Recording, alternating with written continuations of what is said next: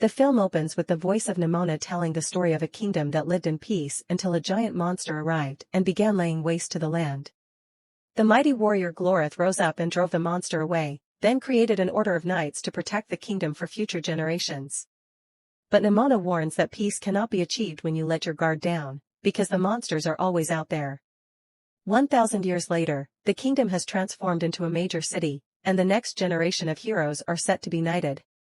The underdog is Ballister Boldheart, who does not come from any previous bloodline, but was instead a scrappy kid from the streets who grew up wanting to defend the kingdom. Queen Valerian, Lorraine Toussaint, has seen his potential since he was a boy, and despite public opinion being mostly against Ballister, she knows he is a true hero at heart. His fellow knight Ambrosius Goldenloin is rooting for his success, and it is shown that they are also romantically involved. Another knight, Thaddeus Todd Sureblade, is a jerk to Ballister.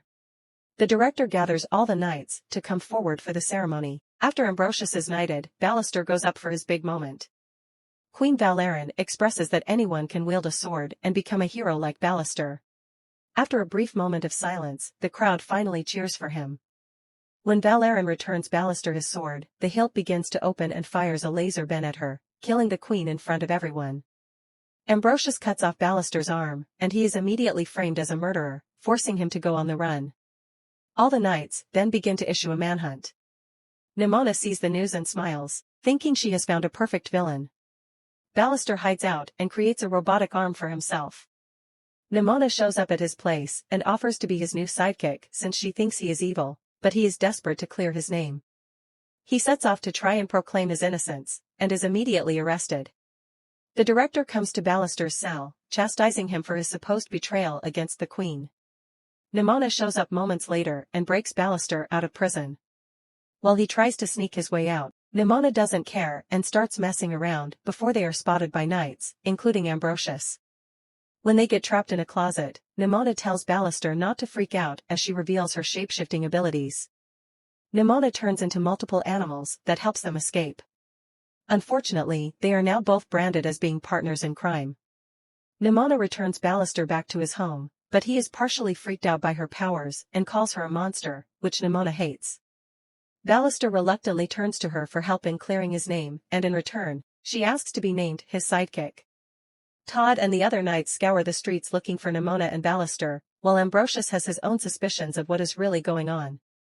The two make their way to the subways, but they come across knights doing checkpoints to identify them. Nimona creates a distraction by pretending to be Ballister as a madman, trying to terrorize people in the subway before they can hop on a train.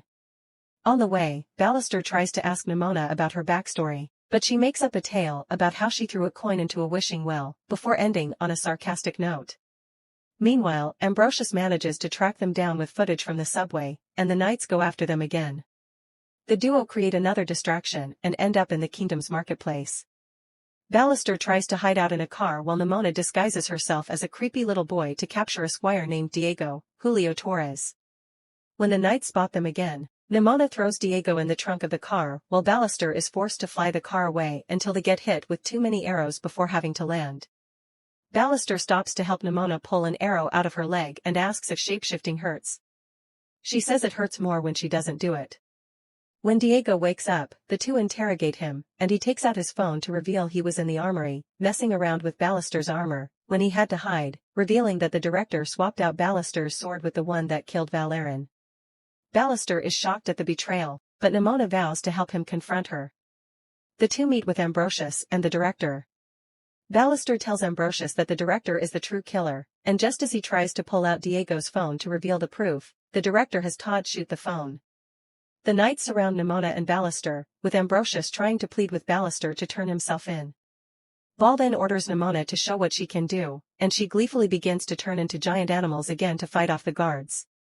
A bus starts hurtling toward a little girl, and Nimona saves her, but when she tries to talk to the girl in the form of someone closer to her age, the girl picks up a sword and calls Nimona a monster.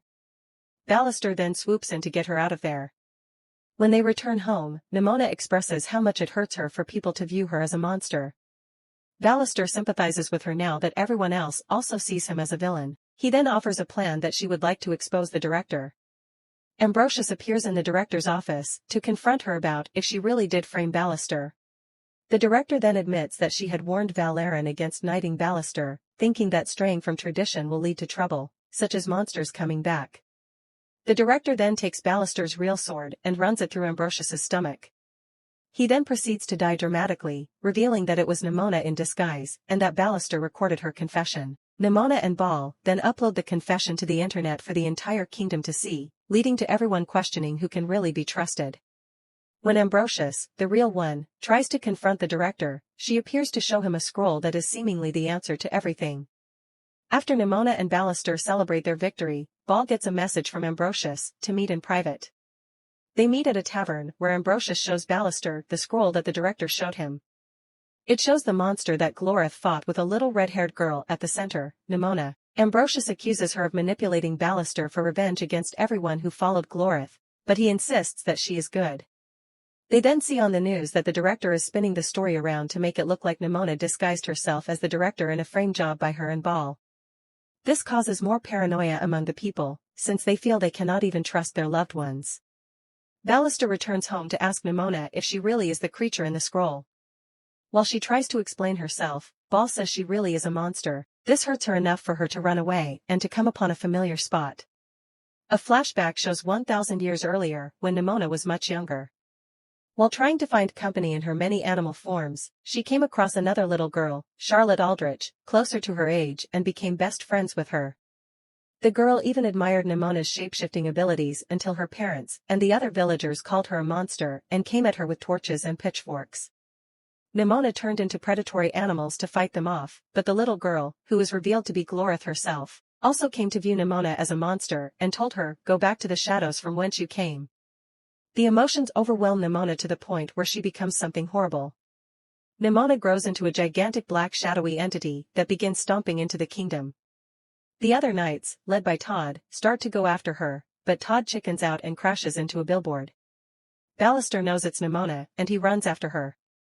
The director prepares her own retaliation against Nimona by ordering the knights to fire a massive cannon, even though, as Ambrosius points out, it would wipe out half the kingdom. After Nimona is brought down briefly, she comes upon Glorith's statue and opens her chest up, exposing her heart and preparing to run herself through the sword since everyone wants her dead anyway. Then Ballister arrives and stops her, telling her he sees her for who she really is, with the whole kingdom watching the scene. Nimona returns to her human form and tearfully hugs Ballister. The director begins to lose her composure upon seeing everything and still demands for the cannon to be fired. Ambrosius tries to talk her out of it, but she fires her laser, the same that killed Valerian, against the knights and prepares to fire it herself. Nimona and Ballister see the cannon loading up, and Nimona turns into a phoenix-like creature and flies toward it just as it fires, killing the director and seemingly Nimona herself. Ballister weeps in Ambrosius's arms. Sometime later, the knights begin to repair the kingdom, while everyone now views Nimona as a hero, even Todd. Ballister and Ambrosius have resumed their relationship. Ball returns home and seems to miss Nimona. He then hears a pounding sound at the door, just like when she first showed up at his house, but he finds nobody outside. Then a pink flash appears behind him and he hears Nimona's voice saying, "Hey boss," and Ballister happily exclaims, "Holy Hey, SH.